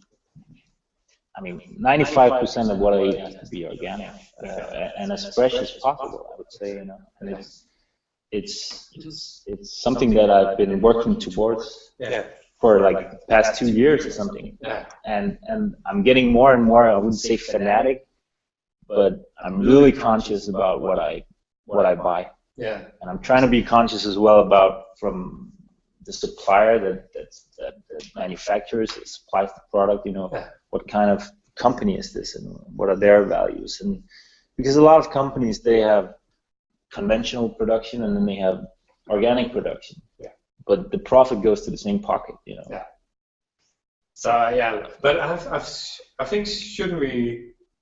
There's a topic that we can. Yeah, that's something that we can pick up on. Yeah, exactly. Because I think we've reached our 2 hours for today. That's pretty good. Yeah, but nevertheless, we had some really good talks here. I think so too, and I think that we can take that offline as well. But we should find out how we can build on those things that we talk about, and also with guests. I think we're gonna build up a big like piggy bank of topics. Yeah. And then when we are going to get guests in, we can say, we'll have a lot. These things are really cool for us to talk about. Let's get somebody who has maybe a slightly different perspective, have some knowledge we are not aware of. As of right now. So journey continues. The journey continues indeed, and I think next Monday we're going to do this again. Yeah, definitely. I'm ready. Even more ready. I'll be even more ready. I'm just going to go back. I'm just going to go back and listen to more podcasts. Find more information. That's awesome. All right. And we get a thank you guys. Good job. Thank you. Take care.